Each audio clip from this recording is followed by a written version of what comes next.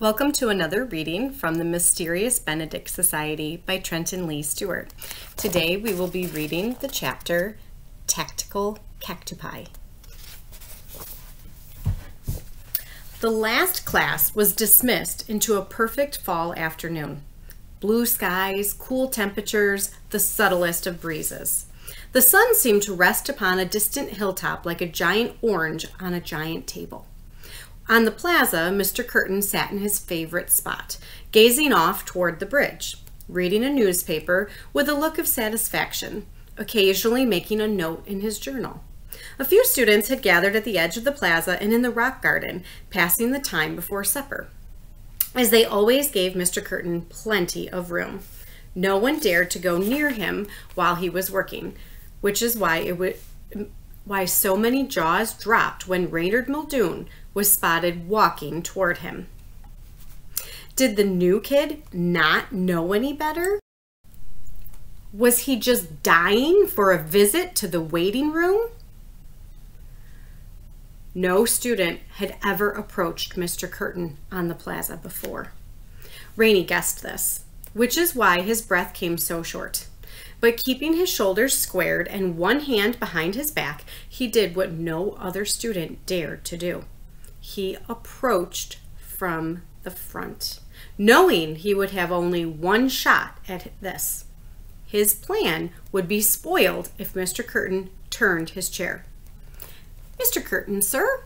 Mr. Curtin glanced up, his lenses gleaming like polished chrome in the sun. "Sorry to bother you," Rainey said quickly, "but I couldn't help noticing that your book has a lot of dog-eared pages. I must say I was surprised." Mr. Curtin seemed unsure whether to be angry or incredulous. "You're surprised I have pages to which I often refer?" "Oh, no, sir. I'm surprised nobody has ever given you a suitable present." Rainey showed Mr. Curtin what he'd been holding behind his back. A fistful of thin blue ribbons. "Bookmarkers. I thought they should be special, so I asked a laundry helper for some sash material. I'm sure you recognize the shade of blue, which she cut into ribbons and sewed up nicely along the edges." Rainey held out the ribbons, which were indeed elegantly stitched. "I hope you like them." Mr. Curtin was taken aback. He was flattered, it was true, yet his expression clearly showed that he agreed with Rainey, that he rather thought someone should have given him such a present before now. It was a proper attention that had been lacking. "Thank you, Reynard," he said with a tight nod. "An appropriate gift indeed, from one young scholar to his superior. I shall put them to good use." Mr. Curtin returned to his newspaper. "Sir," Rainey said, "aren't you going to put them in?" Mr. Curtin grunted impatiently, his expression darkening. The boy was a nuisance, and yet the nuisance had flattered him, and the ribbons would be useful. His expression softened a little. Finally, he sighed and set aside his newspaper. Flipping his journal back to the first dog-eared page, he slipped a ribbon inside. He was beginning to turn the page when Rainey said, "What exactly is that book, sir?" Mr. Curtin paused. "It's a journal, Reynard. Every great thinker keeps a journal, you know." He returned to his bookmarking. "I must say, it's an awfully big journal." "What better place to record awfully big ideas, eh?" said Mr. Curtin, which was just what Rainey had thought he would say. "Now, Reynard, no more interruptions. I have a great deal of work to do." Mr. Curtin flipped to the next dog-eared page. "Sir, one last question." "A very last question, Reynard," Mr. Curtin said, looking up. "Go ahead." "Why are you always gazing off toward the bridge?" "Ah, I suppose it does appear that I'm looking at the bridge," Mr. Curtin said with a smile. "In fact, I'm gazing fondly toward one of my greatest accomplishments, the tidal turbines. I trust you know about the turbines?" Rainey nodded. "I thought so. They're quite famous. They are an extraordinary invention, you see, and part of the great tradition." "The tradition, sir?" Do you not recall my mentioning my homeland's admirable tradition? I was referring to the great conquest, the conquest of the sea. Holland claimed much of its land from the sea, you know. Dikes and polders, my boy, nothing in a world less controllable than the sea, and yet the Dutch found a way to control it. And now, in my own way, I have done the very same thing. My turbines capture the ocean's infinite energy, which I use for my own purposes. Is it not remarkable? It's the most remarkable thing I've ever heard, Rainey said, equally impressed by Mr. Curtin's remarkable vanity. No doubt, said Mr. Curtin. He clapped his hands together, but enough delay. Even greater things lie ahead, Reynard, much greater things, and we must waste no time achieving them. He began paging through the rest of the journal, inserting the ribbons. Mr. Curtin was turning the pages with disheartening speed, but Rainey dared not interrupt again. Instead, he allowed himself one glance, and a brief one at that, behind Mr. Curtin, toward the hill path leading up beyond the dormitory. A short distance from the bottom, the path curved around a long potted cactus. Nothing unusual about this. There are many such cactuses set along the Institute paths. But this particular cactus seemed to have several arms. A cactopus, Rainey thought with an inward smile. There, said Mr. Curtin, holding up the journal, with the ends of ribbon sticking out here and there. Satisfied? Oh, yes, sir, said Rainey, though in truth he was disappointed. He could see many dog-eared pages remaining. He would have liked to bring more ribbons, but the timid helper had given him all the sash material she could spare. She'd been afraid to disappoint him, but terrified to give him more. You're quite welcome, Mr. Curtin replied, as if it were Rainey who'd been given the present and not himself. And now you may leave. This time, Rainey needed no urging. He hurried off the plaza and around the rock garden, where several students gaped at him, surprised to see him still alive. He seemed happy, or even to be happy. Then Rainey reached the path and hurried uphill toward the cactopus. Constance stood high above on the hilltop, keeping a lookout, actually doing what she'd been asked to do, which was promising. Behind the cactus, Kate was on her hands and knees, and Sticky stood precariously on her back. He was peering through Kate's spyglass, which he had steadied atop a high cactus branch. Did he get anything? Rainey whispered to Kate so as not to disturb Sticky. You don't have to whisper, Sticky said. I did get a little, and I'll get more if he'll just write anything. He's on a fresh page, but now he's gazing away again. Only a little? Rainey said. He was turning the pages pretty fast. Sorry, I tried to stall him as best I could, and I could only see a small part of each page, Sticky said. He glanced down at Rainey with an impish smile. But I do remember what I saw. Is it any good? Rainey asked. Beats me. I haven't had time to think about it. There's a difference between remembering and thinking, at least for me. He returned to the spyglass. Could you see us at all? Kate's forearms and your elbows, but you're pretty well hidden, Rainey said. Anyway, from below, it's impossible to see what you're doing. What about from above? Sticky asked. Are we still clear in that direction? Rainey turned to check on Constance. It was good that he did. Constance was hurrying down the path toward them. For Constance, though, hurrying meant running a few steps and tripping, running a few steps and stumbling, and walking about 20 yards behind her was Jackson. Jackson's coming, Rainey hissed. He was immediately knocked to the ground. Sticky, in his fright, had fallen off Kate's back and crashed into Rainey. The spyglass flew out of Sticky's hand and onto the gravel path. And before the boys could gather themselves, Jackson had brushed past Constance, knocking her roughly to her knees, and was upon them. What's going on here? We were trying to make a human pyramid, Rainey said. A human pyramid? With 3 kids? Jackson said with a sneer. That's pathetic. And what's this? He had seen the spyglass and was bending to pick it up. Kate sprang forward and snatched it away. It's mine. That's what it is. Jackson stared at Kate, amazed a student had spoken to him that way. Then his amazement gave way to anger. You'll show it to me here, he said in a threatening voice, or else in the waiting room. It's your choice, Weatherall. Kate stared back at him, defiant.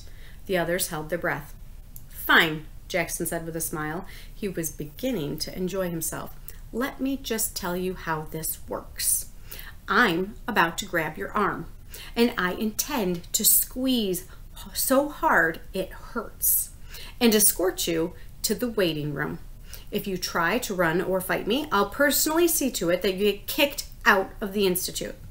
After you go to the waiting room, how does that sound? Kate had no choice. Reluctantly, she held out the spyglass. As Jackson snatched it from her grasp, Sticky turned away. His face hidden in his hands, he couldn't bear to look. Jackson burst into laughter. A kaleidoscope? You risked going to the waiting room for a kaleidoscope? He put his eye to the lens. Yes, but it's my kaleidoscope, Kate said. Well, you can keep it, Jackson said in disgust. He handed Kate her spyglass back. This is the sorriest kaleidoscope I've ever seen. Rainey grimaced his way through study time, trying to ignore the broadcast that went on for 2 hours. After it ended, Rainey noticed Sticky was still grimacing. Sticky had spent all of study time reproducing what he'd seen in Mr. Curtin's journal and was still at his desk. What's the matter? Rainey asked him. Forget something? Sticky groaned. Forgetting isn't the problem. Art is the problem. He threw down his pencil. There was a diagram in there, but I can't draw worth a flip. Words and numbers, yes. Pictures? Hopeless. You can always try again, Rainey said, looking over Sticky's shoulder at the drawing. It seemed to depict a mound of spaghetti with numbered meatballs. We have a minute before lights out. It'll be easier if you don't have to use the flashlight. Flashlight or floodlight, it won't matter. I'd do just as well in the dark. This was my 4th try. It was supposed to be a diagram of Mr. Curtin's brain with lots of numbers on every region.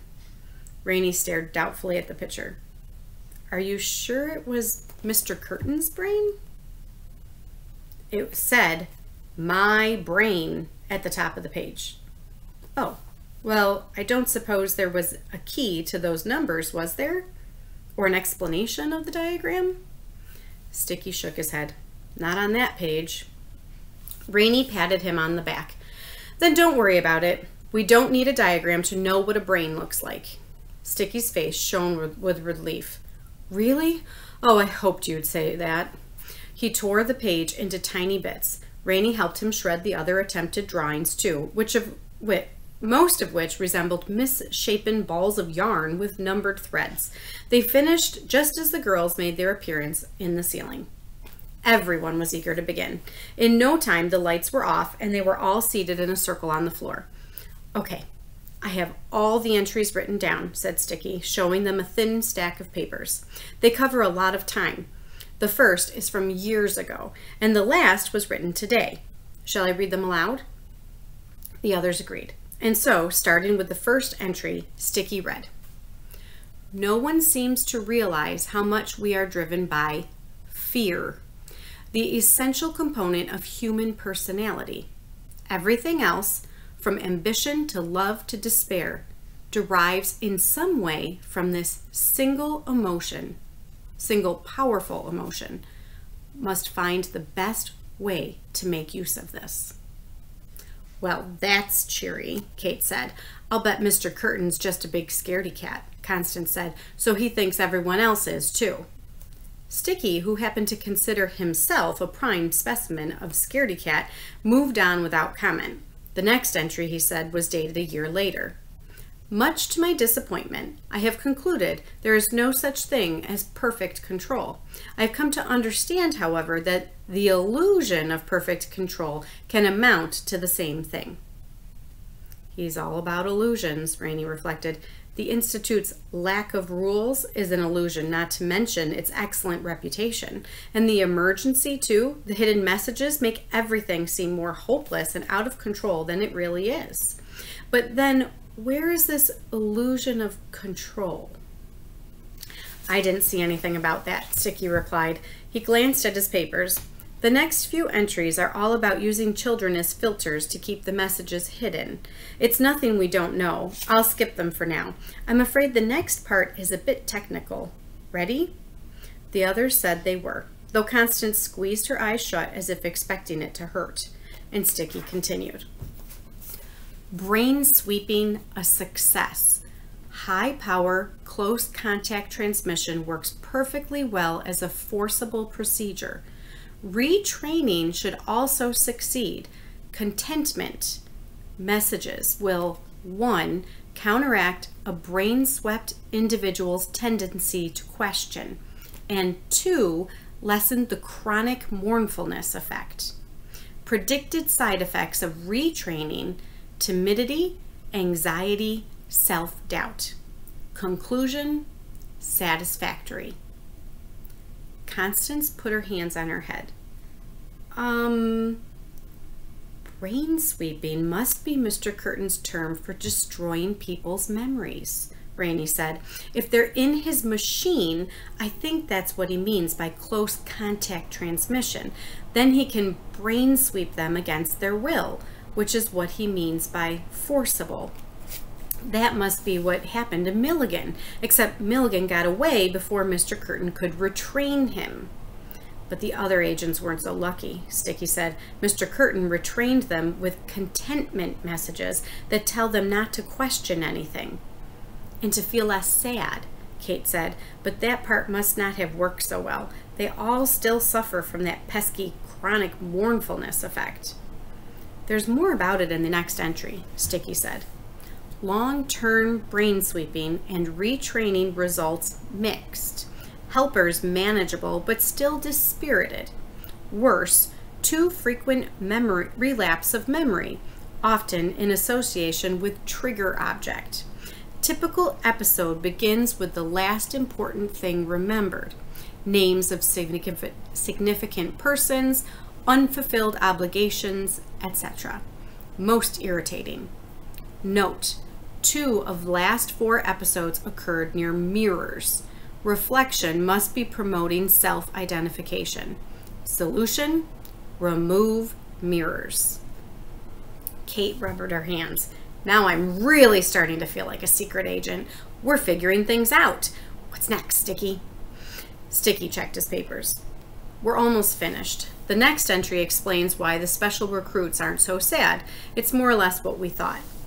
Can you give it to us in a nutshell? Constance asked, then added, please? The others resisted looking at one another, and no one spoke. It was perhaps the first time Constance had ever used that word, and thought, though she'd quite possibly said it by accident, no one wished to spoil the moment. If they mentioned it aloud, she might retract it.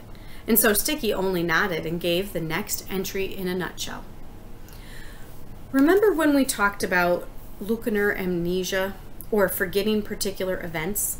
Apparently, Mr. Curtin can use his machine to wipe out specific memories without taking away everything, without doing a complete brain sweep. It makes people dazed for a while, but then they get better and the memories rarely come back. So if those recruiters had managed to kidnap us, Kate said, Mr. Curtin would have made sure we didn't remember it. That's why special recruits aren't scared. But because they weren't completely brain swept, Rainey said, they aren't sad either, which makes them better executive material. I'll bet most of the executives used to be special recruits, maybe even all of them. After all, they had no families to return to on the mainland. I suppose that should make it harder for me to dislike them, Kate observed, since they were kidnapped and orphans and all. Everyone considered this for a minute. Then they looked at one another and shook their heads. They couldn't help it. They still disliked the executives. But that doesn't mean we shouldn't try to help them, Rainey pointed out. If Mr. Benedict can figure out how to bring their memories back, maybe they can start over. Maybe they'll learn how to not to be so nasty. I'm not holding my breath, Kate said. Sticky flipped a page. Guess what? The date of this next entry is the day we arrived on the island. At last, all facilities now complete. Proper officials in proper places, public mood at proper levels. The improvement is very close at hand. Everything is ready except final modifications and the final few shipments, one of which is being loaded even as I write. Farewell, I've dispatched a helper crew to adjust turbine output. Shall require a great deal more from them in coming days. We saw that, Kate said. We saw them working on the turbines, and we saw that truck the helpers were loading. Those crates, Rainey said. He slapped his forehead. I'm so stupid. It should have occurred to me. He looked at the others, feeling completely foolish. I'm sure you already know what I'm talking about. The others stared back at him, having no idea. I liked that part about your being stupid, though, said Constance. Recruiters were driving that truck, remember? Rainey said. So it must have had something valuable in it. Something Mr. Curtin wanted to protect.